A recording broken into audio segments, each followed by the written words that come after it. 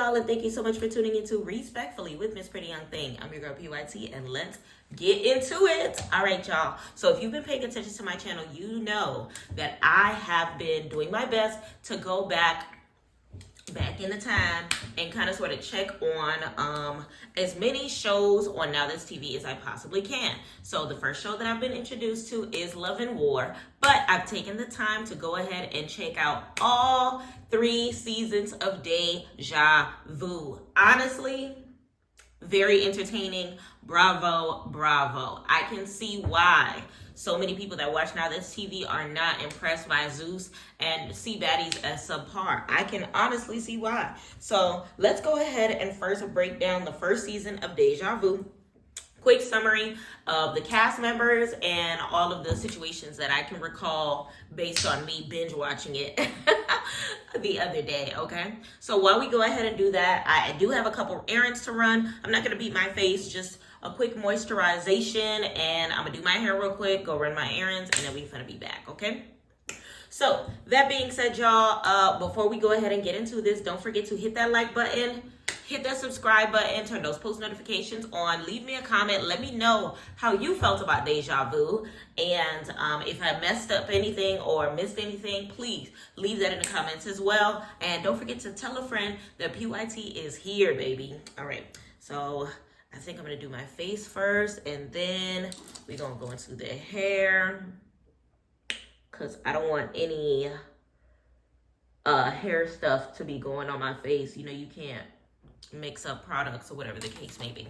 So let's go ahead and do that first. So that being said, what am I gonna hit on my face first? Let's go ahead and hit the glycolic acid ordinary toner first. All right, so while I do that, y'all, let's go ahead and talk about the cast as well as the setting. So they ended up getting a house in what looked like Fort Lauderdale Beach. Okay, it was giving Fort Lauderdale Beach from what I can see of the environment that they were in. A lot of the parties and events that they went to were in the Broward County area. So it kind of sort of gave that a little bit. Plus, I get the theme of Diamond the Body kind of sort of being like head honcho in a sense of the series. Her song being the head song of it or whatever the case may be. And I thought it was super cute because the song itself comprised of some of the background music of Will Smith's song, Welcome to Miami. And I'm not sure whether or not it's called Welcome to Miami, but if it is, good touch. I was here for it. Although y'all was in Broward, the song itself was definitely super cute. Okay, so Diamond the Body, DTB, disturbing these girls, because that's what she do, okay? So we get our introduction to DTB. From what I understand, this is the first show that she was a part of as far as reality TV goes. This is the Paula's Choice Mandelic Acid. Okay, so she introduces herself as a scribble, okay, who also works at The Office. I was so shocked because I've been to The Office a couple times, not a lot of times, but I've been to The Office. The Office is actually not too far from my home in Miami, like literally like up the street type thing. So it was really interesting to see that that was the place that she kind of sort of was doing her dancing at or whatever the case may be. So I thought that that was a good introduction to her, as well as the fact that she owns Script Club in LA.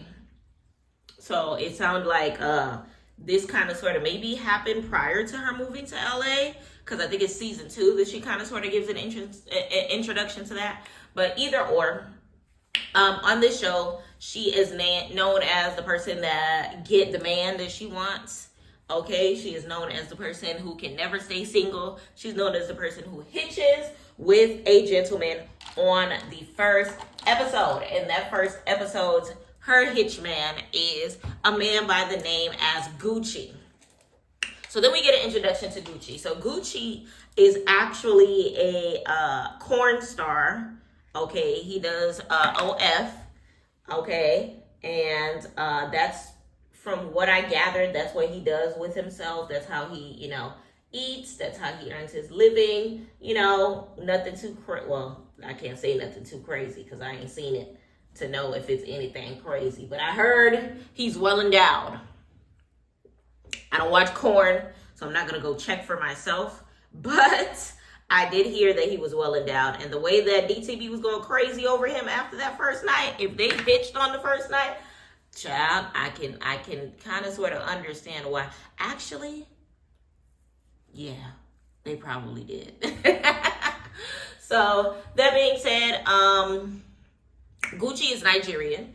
Okay, he is a Nigerian prince, like they always is. Okay, and they just making a meager living. I believe he lives on the East Coast, if I'm not mistaken. Just doing his thing. Okay, so DTB instantly gets a liking to him, and they kind of sort of have this little toxic situation going on for the entirety of the season.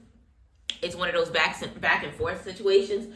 But before DTB ended up getting in the house, allowing her to hitch up with him in the first place, he gets to the house first, which means he gets introduced to some of the other people in the house before she does. And one of those people is Judy. So Judy on the show is known to be kind of sort of like DTB's arch nemesis in a sense. Where's my brush? Wow, right here. Okay, so found my brush. Let's go ahead and wet it before I give my hair a little brush. All right, so that being said, Judy. Judy is DTB's arch nemesis from what it seems, or whatever the case may be. Not sure if they have a history prior to the show. Not that I could think of off the top of my head. But her and Gucci have a history. How long that history goes back?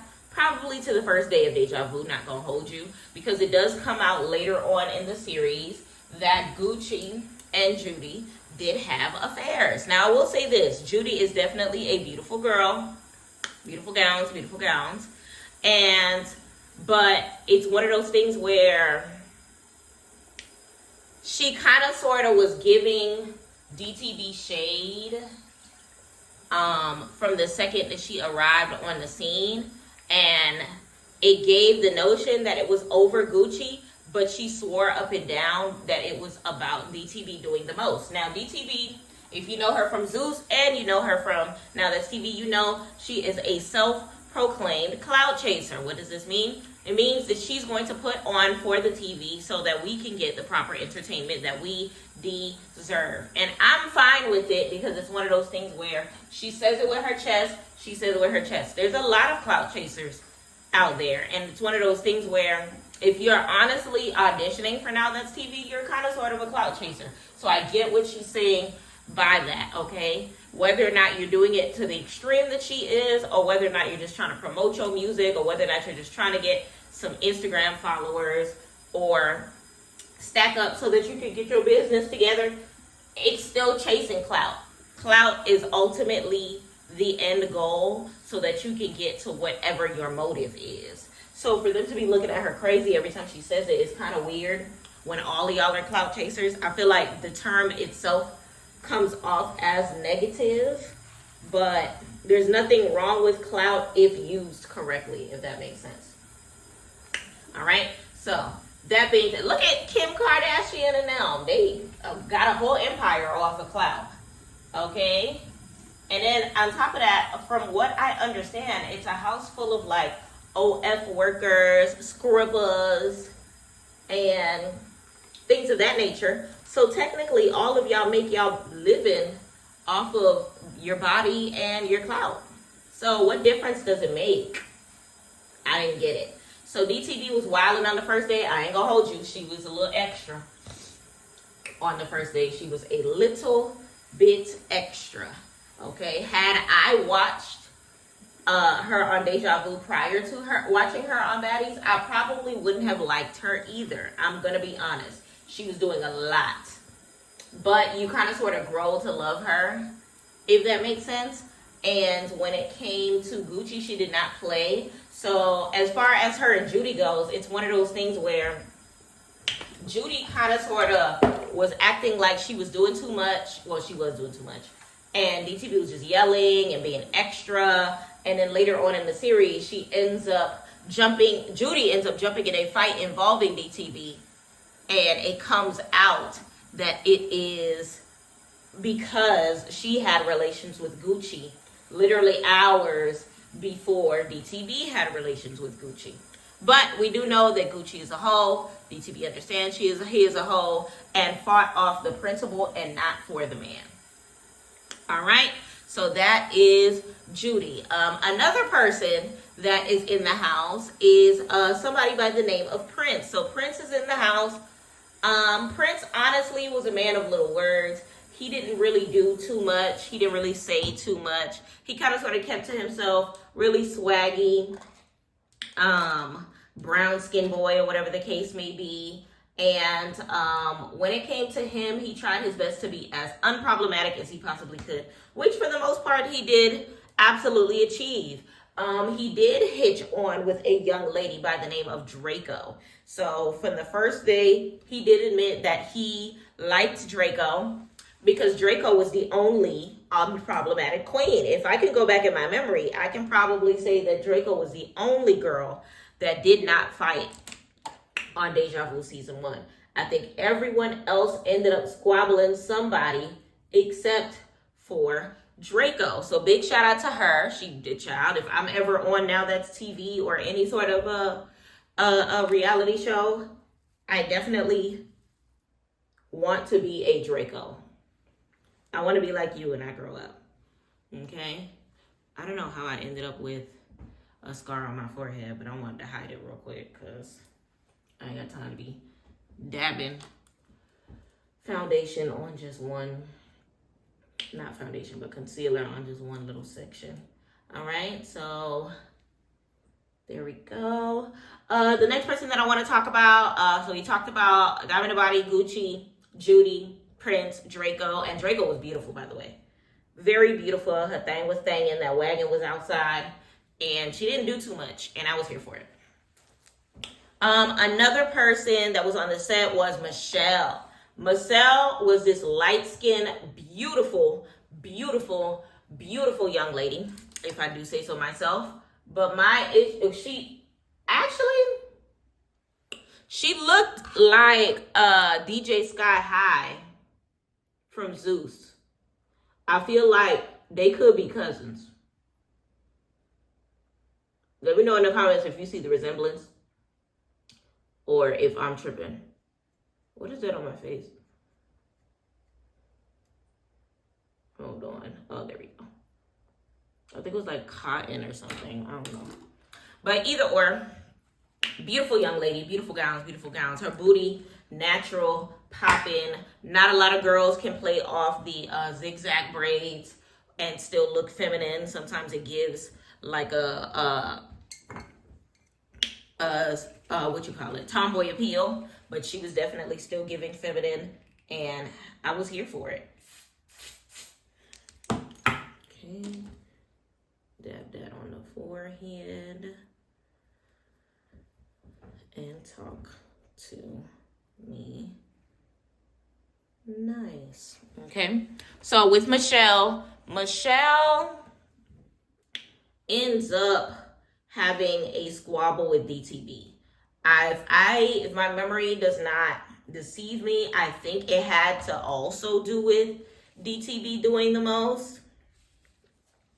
And it kind of sort of just escalated from there. They fought quite a few times in the series. And the first time around, DTB lost. Michelle was definitely in it to win it, or whatever the case may be. And DTB, she is not the type of person to be a one-hitter quitter. What I mean by that is she will fight until she feels like she won. Which is fair, because I'm not a fighter. But if I was in the mood to just be on the streets squabbling with these little girls, or whatever the case may be, I would want to win too. Hyaluronic acid by The Ordinary. So basically with their situation, they end up, getting down and dirty or whatever the case may be. First round,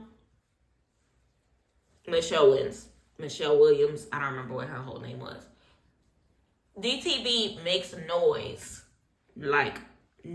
like screaming at the top of her lungs till she could get another round. Okay? They end up doing the other round. I want to say DTB ended up winning the rest of the rounds. Let me know in the comments how you feel about that. But she definitely did pop her something good to a point in time where, in Gucci's words, Michelle ended up with a third eye. That knot was real big. She was competing with Ivory. Hers was actually bigger than Ivory's. Respectfully. It was definitely bigger than Ivory's. Okay? All right. So, their kind of sort of rivalry continues on to other seasons. But Michelle does not end up winning. Well, I lied. Michelle won like every round that night. And then the next day, DTB won 2 rounds back to back. And that's how she ended up with the knot in her face. So day 1, DTB wanted to keep going and going and going and going. And Michelle, sorry, it's all coming back to me. She wanted to keep going and going and going. And then Michelle, from there, was just like, I don't want to fight. I don't want to fight. But then her rage kept causing her to fight because DTB was actually doing the most. And DTB did not want to go out a loser. So then the next day, she ended up winning. DTB ended up winning her too. And wanted to call it even right there. But then from there, Michelle wanted to keep going. And DTB was like, no, I'm taking my W's. That's it. That's it. That's all. That's it. That's all. The next person that I would like to introduce is Andy. Andy was weird to me. Andy was wallflowerish. Andy was a corny with an H wallflower. Rhymes with corny, starts with an H, wallflower. What I mean by that is, in his first confessional, first thing he said was he wants to basically lay down as many girls as he possibly can. And it's funny because his little pale behind ends up laying down with the only other pale person on the cast. Okay, and her name was Abby. Abby was an interesting character. She definitely got on my nerves. She was giving Gretch, except she actually has direct ties to Africa by way of being born in Egypt. Now, she kept trying to tell the people that she's blacker than them because of the fact that she was born in Egypt. Newsflash, no matter where you are born, don't make a difference. If I was born in Europe, doesn't change the fact that I'm Haitian, doesn't change the fact that my race is black. Okay? So that being said, she gave me white woman that happened to be born in the continent of Africa. I'm not going to hold you. I'm not trying to take away from the fact that she was born in Egypt. I think that's pretty cool. But she didn't strike me as the type of girl who could speak Arabic. She didn't strike me as the type of girl that could take me to Egypt and be my tour guide. Remember how we said that about Mariah Lynn on the other network? I would not trust my life in her hands in Egypt. So it's one of those things where, no, Buki, I'm sorry. I'm not going to accept that from you. Not today, not tomorrow. I'm just not going to accept that from you. So, next person, Joyce, they ended up whooping her butt, pounding her hiney several times because of that. And that's just what it is. The next person that we ended up getting introduced to is her bestie, Sydney Starr. So if you don't know Sydney Starr, you've just been hiding under a rock, or you do not watch reality TV. Sydney Starr has been around since WorldStarHipHop.com was running the gossip streets. Okay, Sydney Starr been around. This is post-love and hip-hop Sydney Starr. You can call me Sydney Starr. Hold on. hold on, you can call me Sydney Star, SCARRA. You feel me? You feel me? You feel me? A. Remember she did that corny rap on Love and Hip Hop? Sydney Star go way back. Unseen sunscreen. I'm going outside, so we gotta put on the sunscreen. All right. So that being said, Sydney, as always, was doing the most. She ended up having run-ins with DTB on the show. She ended up trying her best to protect Abby, but it's one of those things where, Sydney, you can't fight either. So how can you defend Abby? She defends Abby by walking her to her room as she proceeds to leave to go check into a hotel. Child, Sydney could not handle the heat. She had to get out of the kitchen. Okay? Her and her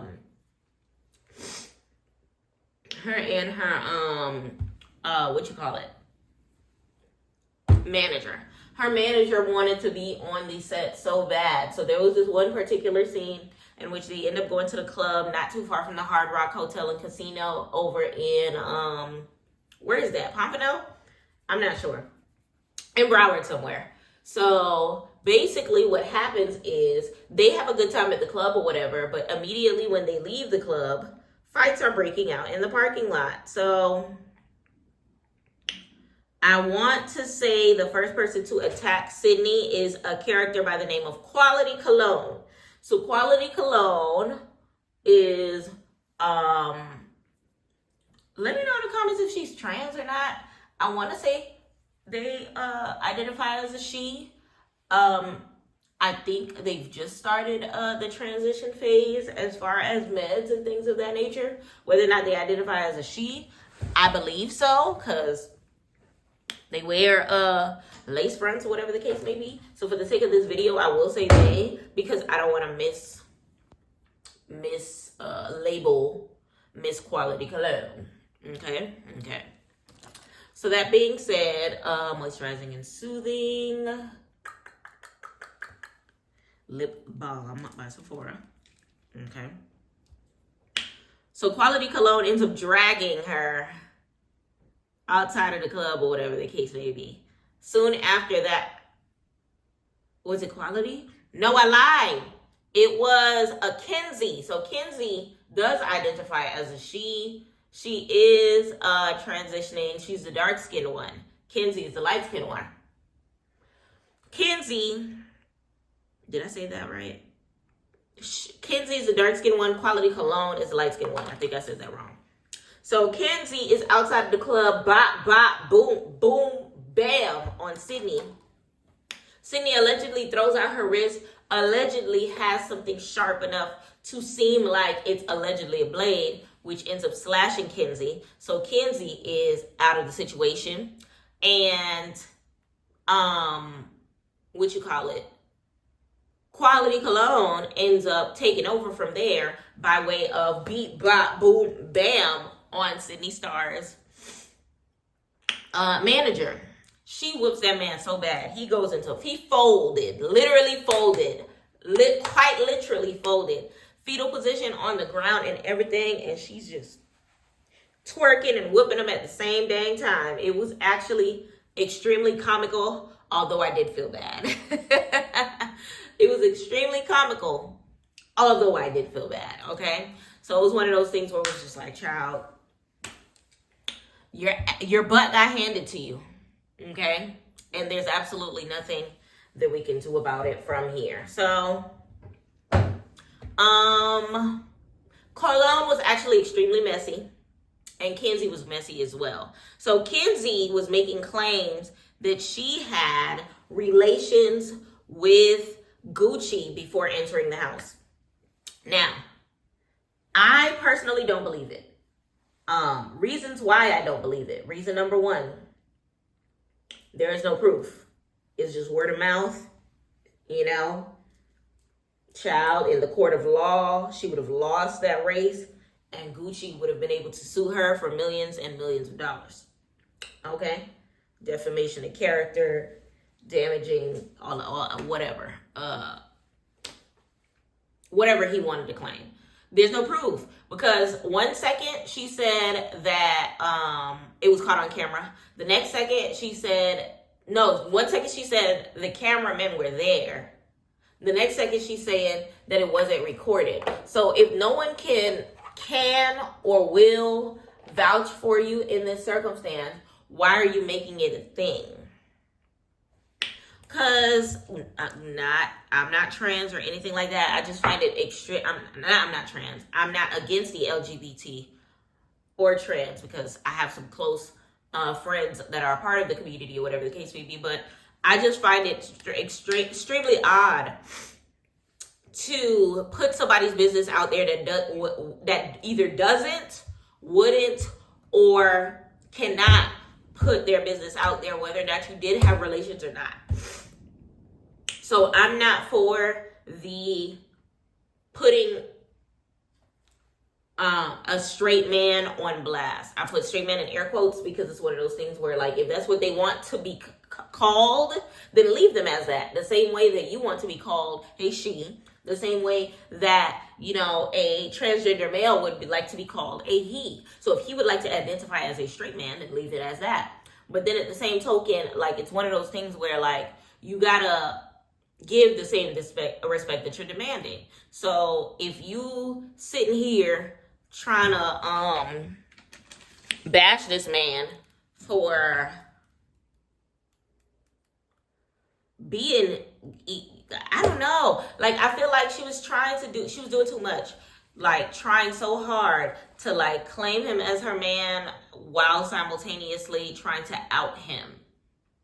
And it was clear to me that he had a fair enough respect for the trans community to not do anything disrespectful to them, but then he didn't strike me as gay. He didn't strike me as bisexual. He didn't strike me as none of that. So let me know in the comments how you feel about that, but he didn't strike me as that. I can't speak for y'all. That's just my opinion. It's my opinion. Okay? Don't shoot the messenger. Okay? So that being said, next person that we have to talk about is, let me see, we spoke on Diamond the Body, we spoke on Gucci, we spoke on Prince, Draco, Michelle, Andy, Quality Cologne, Kenzie, Abby, Sydney Star, I think Judy. I think the last person that we have to talk about is Hood Rat Holly. I liked Hood Rat Holly. She definitely gave Chocolate Beauty. She definitely, I love her accent. She kept it 1000. She definitely did what she was supposed to do.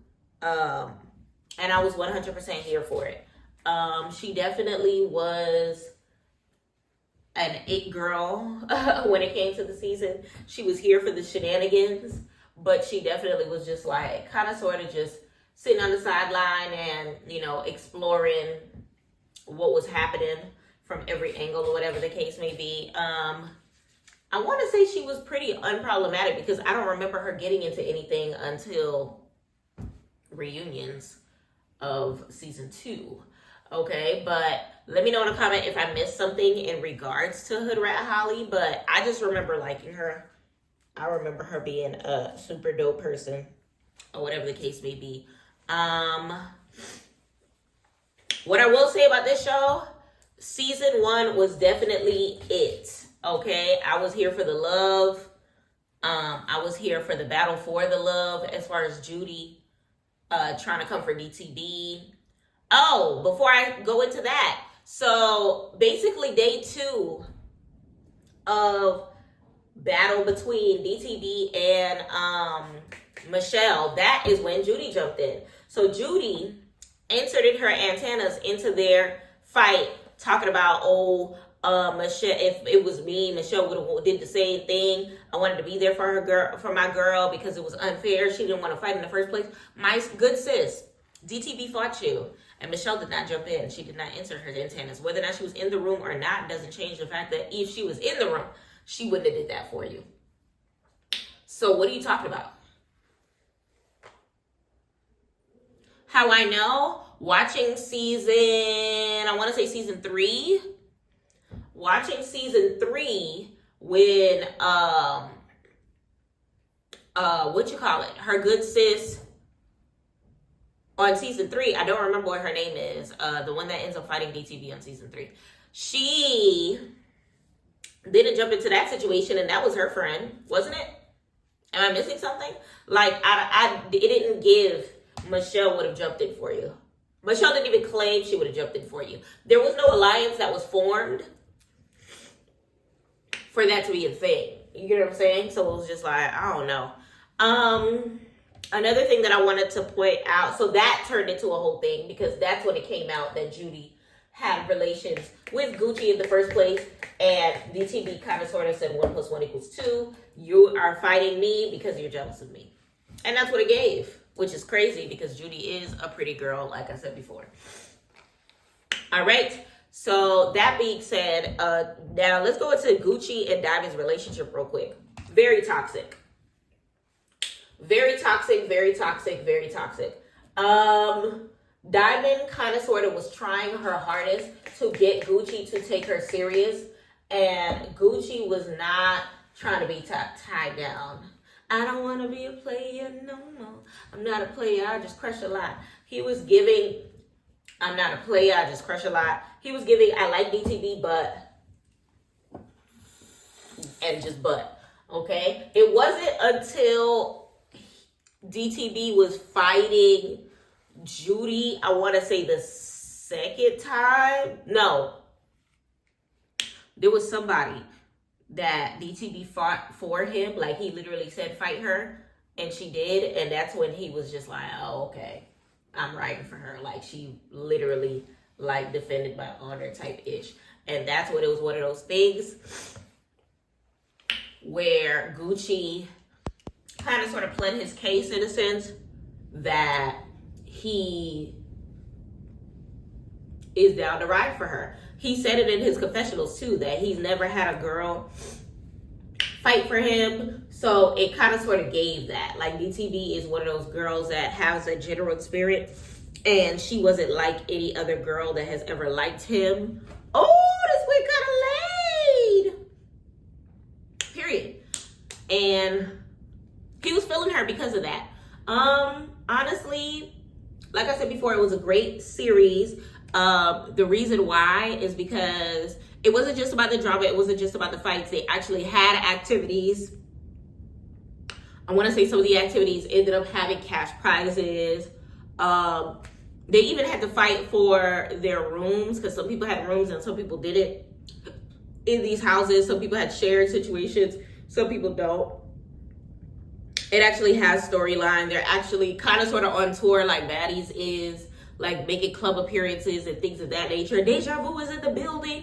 I heard them saying it at the clubs that they were going to, whatever the case may be. So honestly, and I love the factor of men and women. I think that, mix of gender plus the community was there. So it's one of those things where it was just like, I noticed that now that TV is more diverse than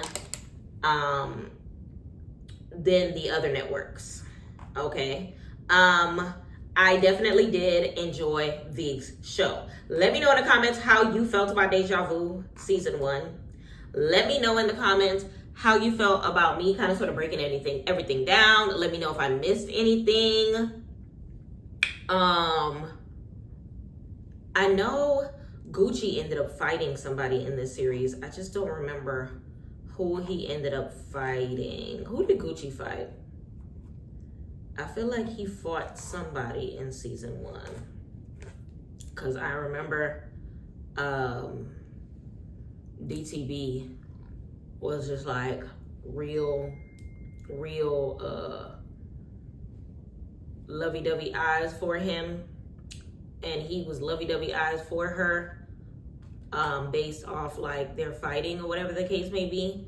I can't remember off the top of my head. I just know for a fact that their relationship was extremely toxic.